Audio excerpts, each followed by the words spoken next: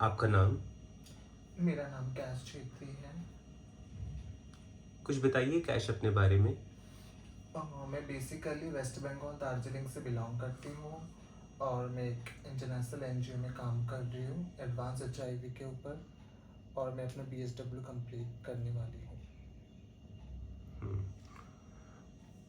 और कुछ जनरल ज़िंदगी में कुछ आप क्या करते हो? मतलब नॉर्मल लाइफ़? नॉर्मल लाइफ तो ऐसे चल रही है और वीकेंड में ऐसी पार्टी कर लेते हैं या क्लबिंग कर लेते हैं, ऐसे माइंड फ्रेश करने के लिए चली जाती हूँ। हुँ।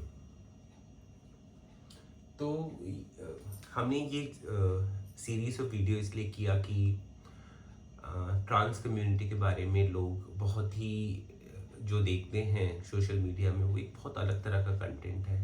तो हम अपनी साधारण सी ज़िंदगी के बारे में सिर्फ बात करके उनको बताना चाहते हैं कि सब कुछ ठीक है भाई, नॉर्मल है सब। तो पहला तो मैं ये समझना चाहती हूँ कि आपकी फैमिली में एक्सेप्टेंस को या आप उनके सामने एज अ ट्रांस वुमेन जा सकते हैं, उन्होंने आपको एक्सेप्ट किया या कैसा सीन है? और मुझे अभी अभी तो इतना नहीं किया है, बट हाँ मुझे अपने आप को एक लकी फील होता है कि मेरे घर वालों ने मुझे समझा है बस अभी कि हाँ ये अपना लाइफ ऐसे जीना चाहती है तो इसको जीने दो। मुझे डिसऑन भी नहीं कर दिया कि हाँ तू अब नहीं है, हमारा बच्चा नहीं है, ये नहीं है, वो नहीं है, उन्होंने अभी तक नहीं किया है। उनको ठीक है कि हाँ ये इसी तरीके से जीना चाहता है तो जीने दो इसे, बस उन्होंने ये कर रखा है। तो आप उन पेरेंट्स को क्या बोलना चाहते हो जो अपने ट्रांस बच्चों को या एलजीबीटी बच्चों को नहीं अपनाते? उनको यही बोलूँगी कि हाँ आप जैसे भी है वो आपका बच्चा ही है, उनको आप रखो, समझाओ। वो लोग खुद भी अब समझ समझ चुके हैं कि क्या चीज़ है क्या नहीं है। तो आपको भी धीरे धीरे समझ में आ जाएगा कि आपका बच्चा क्या है क्या नहीं है। और उसको एक्सेप्ट करो और अपनाओ, प्यार दो, वो आगे अपने आप सक्सेस होता जाएगा। तो आपको क्या लगता है कि माँ बाप जानबूझ के एक्सेप्ट नहीं करते या उनको कोई मजबूरी होती है? मजबूरी भी है, सोसाइटी की मजबूरी है कि मेरे आस पड़ोस क्या बोलेंगे करके। उनकी एक फर्स्ट तो मजबूरी ही है क्योंकि ऑफ कोर्स बच्चा तो अपना ही है, चाहे क्रिमिनल हो चाहे रेपर हो कोई भी हो, बच्चा तो अपना ही, उनको ये लगता है। बट फर्स्ट वो अपने समाज से ही घबराते हैं कि मेरे घर में कोई नहीं आएगा या मेरा बच्चा एक हिजड़ा बन गया या ये लड़की की तरह जी रहा है, लड़की की तरह अब अपना लाइफ जी रहा है। तो उनको ये डर होता है, उसी वजह से वो अपना नहीं पाते हैं। तो और ऐसे समाज को आप क्या बोलना चाहते हो? समाज को तो अब हम बोल नहीं सकते कि हम घर घर जाके भी नहीं बोल सकते, यही बोलेंगे कि हमें भी प्यार दो, हमें भी, हम भी उसी प्यार के हकदार हैं जो हम भी आपको देंगे और आप भी हमें दो। हम्म। तो इस समाज में बदलाव आएगा कैसे? मतलब किसी को तो समझाना पड़ेगा, किसी को तो बोलना पड़ेगा, तो क्या किया जाए? हम ही बोल सकते हैं, जो हम जी रहे जैसे हम झेल रहे, हम ही लोगों के आगे आना पड़ेगा कि हाँ हम ये सब चीज़ें हैं, हम काम भी करते हैं, हम पढ़े लिखे भी हैं, हम सब चीज़ कर रहे हैं अपनी ज़िंदगी में। यही नहीं कि हम उनको थॉट में यही है कि ये लोग मांगते होंगे। मेरे घर वालों को पहले यही लगा था कि ये रेड लाइट में मांग रही होगी, कपड़े पहन के ट्रेन में मांग रही हो, क्योंकि वहाँ के लोगों को भी यही होता है कि इजड़ा मतलब या ट्रांसजेंडर कुछ भी मतलब मांगना, ये सब चीजें करना, नाचना, सबके माइंडसेट में यही है। बट ऐसा नहीं है। लोग पढ़ रहे हैं, काम कर रहे हैं, आगे आगे सब चीज कर रहे हैं, मॉडलिंग में, मेकअप में, सब चीजों में आगे बढ़ रहे हैं। तो आगे बढ़ते ही जाएंगे और हम जैसे लोगों को आगे आके सब चीज करना पड़ेगा, कि समझाना भी पड़ेगा और उनको एक स्पेस भी देना पड़ेगा बहुत। तो अभी क्योंकि उनको इतना जल्दी भी नहीं कर पाएंगे, बट हाँ हम ही कर सकते हैं जो कर सकते हैं। हम्म। और अभी आप क्या करते हैं? मैं एक एनजीओ के साथ काम करती हूँ as a as a sexual health manager. अच्छा, तो आप एक मैनेजर लेवल पे हैं अभी। तो आपके घर वालों को जब ये पता लगता है तो वो खुश होते हैं? हाँ, उनको पहले तो नहीं पता था कि मैं काम करती हूँ, उनको ये लगता था कि मैं माँगती होंगी या सब चीज़ें करती होंगी।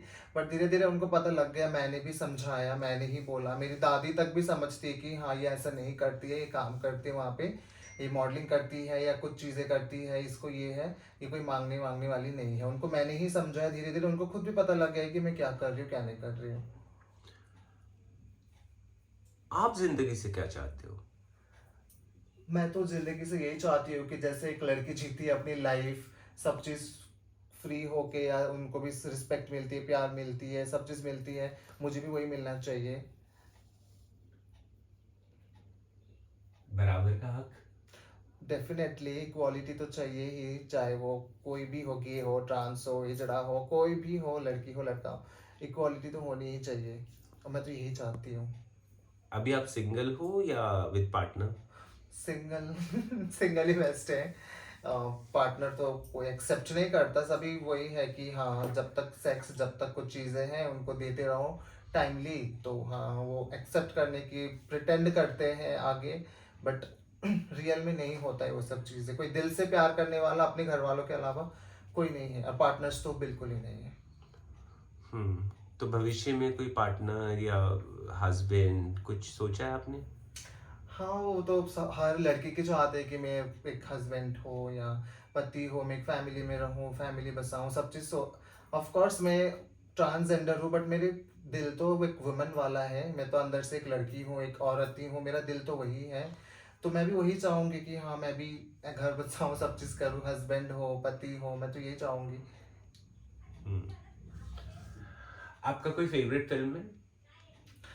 अभी रिसेंटली वाला है, मैं तो बोलूँगी चंडीगढ़ करे आशिकी, वो अच्छा लगा मुझे उसको देख के। मतलब अभी तक मैं सोशल मीडिया में एक्टिव नहीं थी, क्योंकि मेरे घर वाले देखेंगे करके यूट्यूब में वीडियो डालती थी, इंस्टाग्राम में डालती थी, फेसबुक में डालती थी, मैं सब प्राइवेसी कर रखी थी। बट जब मैंने वो फिल्म देखी, फिर मैंने उसी दिन सब चीज़ खोल दिया, प्राइवेसी इंस्टाग्राम फेसबुक में सब चीज़ खोले, फिर अपने आप को मैंने ध्यान देने भी लग गई, नहीं मुझे भी अब ऐसे करना है, ऐसी भी मतलब अपनी फिटनेस या सब चीज़ें मेंटेन करके रखना है।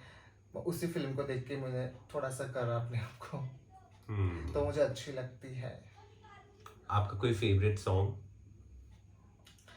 फेवरेट सॉन्ग, मैं तो सभी फेवरेट है, मैं गाती भी हूँ, थोड़ा सा मुझे अच्छा लगता है गाना, मैं गाती रहती हूँ नेपाली गाना भी, क्योंकि मैं नेपाली हूँ, तो मुझे नेपाली गाना अच्छा लगता है। कुछ गा के सुनाएंगे?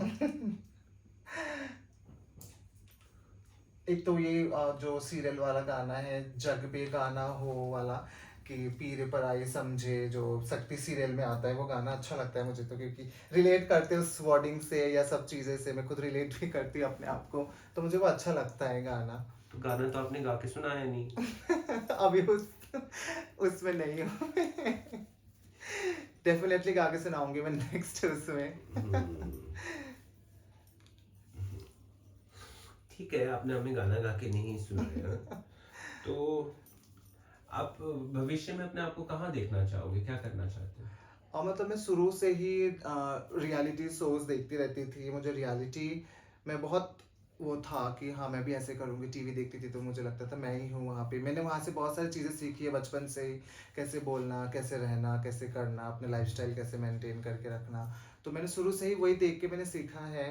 तो मुझे यही लगता है कि मैं एक सक्सेसफुल रियलिटी स्टार मुझे बनने का मन है, कि मैं बन सकती हूँ, तो मुझे वही चाहते कि मैं वो बनूंगी, तो ऐसा हम लगता है। आपके इस वीडियो का थंबनेल क्या ये रख सकते हैं, मैं राखी सावंत बनना चाहती हूँ? राखी सावंत भी कोई बुरी नहीं है, आई लव राखी नहीं नहीं, सावंत। हमने बुरी के लिए नहीं बोला, पर राखी सावंत की फेम को देख के बोला। हाँ राखी सावंत अच्छी लगती है मुझे, ऐसी भी ऐसी ही बनना चाहूंगी, क्योंकि वो खुद एक रियल है रियलिटी में, वो जब मीडिया में आती है, सब चीज़ में आती है, वो रियल है, जैसी है वो वैसी है। बाकी लोग सब प्रिटेंड करते हैं कि नहीं हम ये हैं वो हैं, अपने स्टेटस मेंटेन करके रखते हैं कि आ, बाकी अंदर तो वो भी ऑफ कैमरा वो भी ऐसे ही होते हैं, बट राखी सावंत ऐसी है कि वो खुल के आती है, तो मैं भी वैसे बनना चाहूंगी।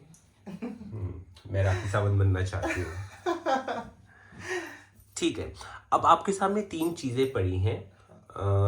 एक तो कैंडी का जार है, जो कि आपके बचपन है।